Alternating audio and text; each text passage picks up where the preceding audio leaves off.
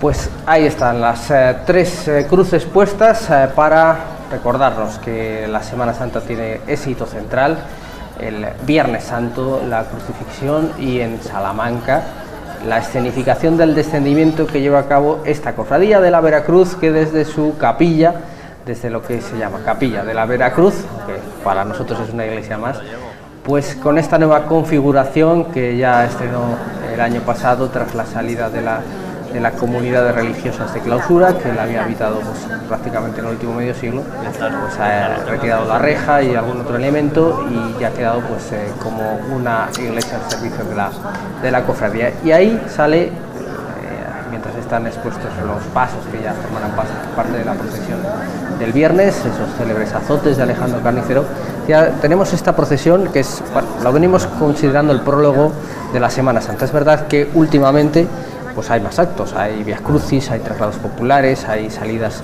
penitenciales, incluso hay el Vía Crucis que organiza Jesús Amigo de los Niños, que ya es de facto una procesión más, sí, pero bueno, aquí la Semana Santa empieza el Viernes de Dolores con el Vía Matriz. Es lo que decía, que realmente si tenemos que poner un punto de partida, aunque eso se va complicando cada vez más, es el Vía Matriz, que bueno, también es una procesión que tiene ese carácter popular. De hecho no vemos hábitos, vemos pues a las personas uniformadas, pero que ha ido pues configurándose en sus elementos ya también perfectamente estables, y uno de ellos es bueno, pues el acompañamiento de las autoridades, en este caso el alcalde Carlos García Carballo, y ese momento la primera llamada, la llamada de honor, campanazo también lo dicen los cofrades un poco de manera coloquial, de la primera persona que tiene la responsabilidad de esa primera llamada de la Semana Santa. Cada año eligen a alguien que de alguna manera signifique algo para la cofradía o para lo que es la Semana Santa. Este año yo no tengo el gusto de conocerle, Santiago Gallego creo que se llama, que es de Mérida, es cofrade de Mérida, de la Veracruz. De la Veracruz de Mérida, y bueno, pues se dedica un poco a promocionar la Veracruz, y ellos han considerado que era la persona adecuada para inaugurar la procesión y dar la primera llamada. Sí, además es una persona que se le distingue por su carácter también de recopilación de las medallas de la Veracruz, ha colaborado con las cofradías, y bueno, pues es una persona que ha hecho ahí un trabajo pues soterrado pero importante para la cofradía, que otro de los elementos también que ha consolidado es el acompañamiento musical. Lo veíamos también antes en este caso con el trío vocal que acompañaba al Cristo de la Humildad. Aquí es el propio coro de la cofradía el que este día sale acompañando a la imagen de Nuestra Señora de los Dolores. Ahí lo tenéis. Son varias paradas las que se van efectuando, aunque el rezo del Vía Matriz propiamente se produce, o la reflexión sobre los dolores de la Virgen pues se produce propiamente en la actual configuración en la plaza de San Benito, porque decimos, ahí estamos viendo una salida siempre complicada, la de la Veracruz, porque decíamos que es una imagen excepcional. La imagen es maravillosa, de verdad. La hicieron un poco fijándose en la de Juan de Juni, pero yo creo que la de Juan de Juni es como más desgarradora, esta es mucho más dulce. La de Juan de Juni llama mucho a la piedad, igual que esta, pero es desgarradora total. Y esta, dentro de esa angustia, es también como con una mirada más dulce, como mirando al cielo diciendo qué me pasa. Es la imagen adecuada para los dolores. Felipe de Corral yo creo que sí se inspiró en la de Juan de Juni, pero también supo darle su impronta o su manera de hacer, y yo creo que son muy diferentes dentro de la igualdad que tienen en cuanto a su estructura y a su manera de ser. Bueno, hemos intentado coger ese plano corto de esta persona este hermano que portaba a Nuestra Señora de los Dolores. El año pasado se llevó pues un disgusto tremendo tal día como hoy, porque en principio era el último año que iba a salir. Fue una historia muy bonita que recogió nuestro compañero Ángel Benito en la Gaceta, y también en otros medios de comunicación apareció reflejada, y bueno, pues se quedó con el disgusto de pensar que no iba a poder salir. Yo esta mañana, cuando preparaba las imágenes, me he llevado la alegría de ver que estaba ahí, con otras personas también cofrades muy reconocibles. Tenemos a Tomás, que bueno, también nos ha ayudado este año de manera especial con la elaboración de la revista Christus. Aquí tenemos al presidente de la Veracruz, Antonio, que también ha hecho lo propio, acompañado de don Pedro, el capellán de esta cofradía.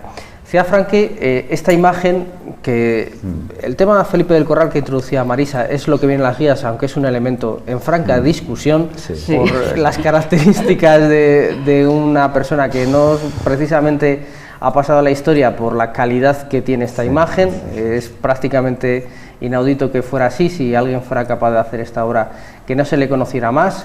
Tampoco se sabe pues lo que era casi un cantero, ¿no? Podríamos decir que pudiera hacer en madera esta maravilla, pero es una de las grandes devociones históricas, esto sí, de Salamanca. También hay que tener en cuenta que los artistas eran versátiles. Tenemos a José Manuel Lara, apellidado Churriguera, que él trabajó la madera. Tenemos, por ejemplo, el paso de Jesús Nazareno, pero también trabajaba la piedra. La estatua de San Sebastián, que hay en la portada de la parroquia de San Sebastián, es suya, y otras muchas. Y trabajó incluso pues, la madera en el coro de la Catedral Nueva. O sea, era gente versátil. Lo que sí es cierto es que yo a día de hoy todavía no sé la fecha exacta en que hicieron esta imagen. Hay gente, incluso hay publicaciones de Semana Santa que hablan de 1710, 1714, 1727... andan en un arco muy amplio, pero sí dicen que es más o menos en la segunda década de los 1700. Y lo que decía Marisa, Juan de Juni hizo algunos arquetipos de escenas, de imágenes, que los copiaron los posteriores, incluido Gregorio Fernández. Las Angustias de Juan de Juni de Valladolid, que habéis comentado, está datada en 1561, y 62 años después, en 1623, Gregorio Fernández hizo su Dolorosa. No tiene 7 puñales, tiene 1, pero es el mismo arquetipo. Y luego, ya en el barroco más avanzado de Felipe del Corral, atribución hoy en día, la vemos mucho más reelaborada la imagen. Luego, pues por ejemplo, tal como la sacan ahora, que prácticamente es lo que llaman una mesa, una plataforma de madera, es más fácil apreciar la belleza de la imagen. Antes no, antes, bueno, y sigue saliendo el Viernes Santo, con el paso que regaló Gonzalo Santana, que me parece que está datado en 1924, que es casi como una pirámide dorada. Sí, a mí particularmente, mientras escuchamos al coro en esas notas, en la intersección entre Domínguez Berrueta y la cuesta de Moneo, la antigua cuesta de Moneo, con la Purísima al fondo, a mí particularmente me parece más interesante esta manera de procesionar, aunque bueno, es verdad que quizás sea más solemne la del Viernes Santo. Avanzamos ya que este Viernes Santo, si el tiempo lo permite, cosa que no hizo el anterior, estrenará los famosos faroles, objeto de amplio y largo litigio, y tenemos una peculiaridad que estamos viendo en este plano, que es a donde quería yo llegar. Ahí lo están viendo. Este año señales tapadas en el centro de la ciudad, están viendo ahí con ese tono de arpillera similar al de la piedra de Villamayor, con el objetivo de, digamos, no desviar la atención, y sobre todo, más que de día, como es el caso, de noche, con los reflejos que producen las señales, con las señales luminosas, pues ir ganando poco a poco en la adecuación estética. Es un poco es un molesto, claro, poner los sacos, digamos, o el cubrimiento, pero también una cosa que ha ganado Salamanca es en belleza con la iluminación nocturna que tiene. Pero claro, la iluminación nocturna, cuando es excesiva, pues a las procesiones, hombre, el bajar un poco la intensidad de la luz en compañía o en otras zonas, yo que sé, mismo en la Rúa. Y luego un problema que tenemos en Salamanca, que no hay manera de solucionarlo, es la cantidad de letreros luminosos de 40.000 colores que hay en el casco antiguo, cosa que en Santiago lo han solucionado, unificando letreros en hierro viejo, hierro, digamos, oxidado. Aquí es muy complicado, eso, lo de los sacos se ve ahora bien, pero cuando empiecen con los flashes por las noches se verá bastante que no relucen las señales y se ganará mucho. Es un poco tener un poco de sentido estético y en cierta manera respetar el sentimiento de la procesión. Y un elemento, Marisa, que veíamos también en primer plano, que nos retrotrae precisamente al carácter popular de las procesiones, porque antes de que la Semana Santa se configure como tal, como Semana Santa cofrade de las cofradías propiamente, pues esto era la Semana Santa básicamente, ¿verdad? Es acompañar a la imagen de la que tienes devoción, alumbrando, iluminando a esa imagen, y a mí me parece que la configuración del Vía Matriz en este sentido es un acierto. La mayoría de la gente es de la cofradía, es decir, llevan, como veis, el escapulario de la Virgen y la medalla de la cofradía, pero vamos, que está abierto, está publicado, que puede ir cualquiera que tenga devoción a la Virgen, alumbrando, de negro, y con ropa oscura, y acompañar a la Virgen. Y realmente esto eran las procesiones. Luego pues se ha ido evolucionando un poco, como tú dices, y ya llevamos otra historia, llevamos hábitos, pero bueno, esto también está bien, y es acompañar con un sentimiento popular, con un sentimiento de cariño a la Virgen, rezar, que también es el sentimiento de una procesión, y bueno, pues es el principio de algo. El principio de algo. Ahí vemos las 7 espadas que fueron objeto de un estudio pues aeronáutico, ni más ni menos, para poderlas mantener después de la restauración de la que fue objeto, y el hábito que no está, pero en cierta manera sí está, porque se juega con ese azul que es el color, ¿no? De hecho, vosotros los cofrades, a los de la Veracruz en gran medida los llamáis los azules. Los azules, sí. Hombre, las espadas decían también que es que dañaban la imagen, porque con el movimiento, si no estaban bien sujetas, se podía dañar la imagen, pero también es que la imagen gana mucho con las espadas, y es realmente lo que se va a rezar aquí. Vamos a rezar, o vamos a ver un poquito, a meditar los 7 dolores de la Virgen, que son esas 7 espadas cuando el anciano Simeón le dice: una espada de dolor atravesará tu corazón, y nosotros lo hemos hecho en vez de en una, en 7, pero realmente es una espada que se puede dividir en esos 7. Las personas que profundizáis en las leyendas, decimos, cuando algo genera leyenda es que cala en el pueblo. Algo tiene que haber de verdad. Algo tiene que haber de verdad, algo tiene que haber de interés. En la Veracruz, como espina dorsal en gran medida de la Semana Santa de Salamanca, hasta que la congregación de Jesús Nazareno le consiguió arrebatar el monopolio, consiguió también tener permiso para hacer su procesión, pues claro, tiene todo este peso de muchos siglos. Aquí, verdad, pues hay muchas leyendas en torno a esta imagen, que ya decimos que es una de las grandes devociones, con su camarín, precisamente también realizado gracias a la donación de Gonzalo Santana. Se dice que fue traída en procesión desde Madrid, desde el taller del escultor, pero claro, si no sabemos ni siquiera quién fue el escultor, mal vamos a saber de dónde vino en procesión. Y también tiene esa otra leyenda un poco más, bueno, no sé ni qué calificativo ponerle, de un obispo recatado que le obligó a cortar un pie, de lo que la cofradía asegura y reasegura que no hay ninguna constancia ni en el análisis de la imagen ni en sus archivos, así que, pero bueno, no, es lo que decimos, igual que se le ponía mote a una figura, bueno, pues se iba generando cierta leyenda. Tampoco tiene que ser tan extraño, porque todos hemos conocido, bueno, incluso cuando lees novelas o literatura prácticamente del siglo, la Regenta o similares, ya no digo el escote, es que enseñarle el pie a una mujer era una cosa, vamos, muy indecorosa, una virgen ya no digamos.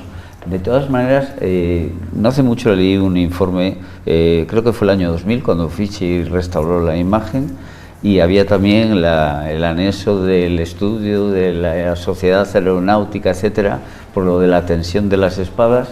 Lo que sí es interesante es que hablaban de ellas, y hay documentación de que son de 1870, regaladas por Teresa Zúñiga. El corazón, que está debajo de la mano, y las espadas. Pero también aluden a que hubo otras antes, o sea que siempre debió de estar con espadas, cosa que la de Juan de Juni parece ser que no. Se las incorporaron luego se las quitaron por las tensiones, y sí es cierto que, bueno, acaba de pasar cerca de Monterrey, cerca de donde estuvo la casa de Gonzalo Santana, donde ahora van a hacer un hotel, y claro, la camarera se volcó en su cofradía, pero también se volcó con la parroquia, la naciente parroquia de la Purísima. Fue una de las mayores benefactoras, regaló el órgano que tiene la iglesia de la Purísima.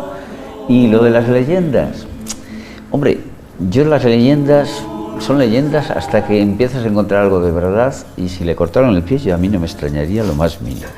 No más, hombre, las lágrimas de la soledad, claro, qué mejor que copiar unas lágrimas reales que no inventártelas. No creo que sea una leyenda, por esas épocas no era tan raro que encontraran indecoroso que la Virgen enseñara un pie. En todo caso, el único registro documental que se tiene, o el primero, mejor dicho, teniendo en cuenta que gran parte de ese archivo está perdido, lamentablemente, o es ilegible por las malas condiciones de conservación, son unos familiares de la persona que pagó esta imagen que, pues que pide que efectivamente sea sacada en procesión. Esa es la única constancia, lo cual, por cierto, hace dudar de esa fecha de 1710, que parece muy temprana, y para el propio Felipe del Corral, si admitiéramos que fuera su autor, pues también no es. Bueno, que también circunstancia nos permite esta imagen. Hemos asistido en directo, en vivo, al paso del Cristo de la Humildad. Parece que incluso el espacio, siendo el mismo, esta plaza de San Benito, cambia en función de la procesión que tiene, cambia en función del público, parece mucho más solemne en esta ocasión, parecía más angustioso o penitencial con el paso del Cristo de la Humildad. Es ese diálogo entre las procesiones y los congregantes. Claro, es que las procesiones tienen, digamos, una ubicación en un determinado lugar. Entonces, cuando ese lugar tú lo distribuyes de una manera, pues parece otro. Y el tamaño del paso, la gente que acompaña, la gente que está viendo, hace que todo cambie. El dónde coloques el paso, dónde coloques la gente, el micrófono que se va a leer, todo hace que parezca un espacio distinto, siendo el mismo. Es un gran teatro de sueños y de sentimientos estos días, el centro de Salamanca, y hay que decir que es una procesión, como hemos visto en la Humildad, que nos alegra mucho, marcada por dos circunstancias. Una, el público, eso hasta cierto punto puede ser normal porque, bueno, hace bueno, no hace una temperatura muy desagradable, pero, y el año pasado además estas procesiones, la de la Hermandad Franciscana sí, pero el Vía Matriz no pudo celebrarse. Y segundo, me da la sensación, incluso para ser una procesión popular, y como decía Marisa, teniendo en cuenta que la mayoría son cofrades, que hay una participación muy alta dentro de las procesiones. Lo hemos notado en el Cristo de la Humildad, que ha sacado como yo creo 15 o 20 personas más que el año pasado, y se notaba bastante. Y aquí las filas que veíamos de personas que iban participando en el Vía Matriz era bastante importante también. Yo es que la verdad es que cuando hablamos de procesión popular, hombre, asiste el pueblo, hay mucha gente mirando, pero lo que decíamos al comienzo, realmente prácticamente toda la procesión son los cofrades de la Veracruz, que está abierto a la gente, pero participa en ellos. Entonces, yo no veo demasiada diferencia entre los cofrades, esta procesión, y a lo mejor los doctrinos. Es el mismo respeto, el mismo silencio, es quitando que aquí añaden, pues eso, la oración, añaden la polifonía, pero es un respeto intenso, cosa que no se ve en otras procesiones, que la gente arma más, o el traslado que va a ser posteriormente. Bueno, pues este ha sido el Vía Matriz 2019 en Salamanca, y así hemos tenido la suerte de mostrárselo.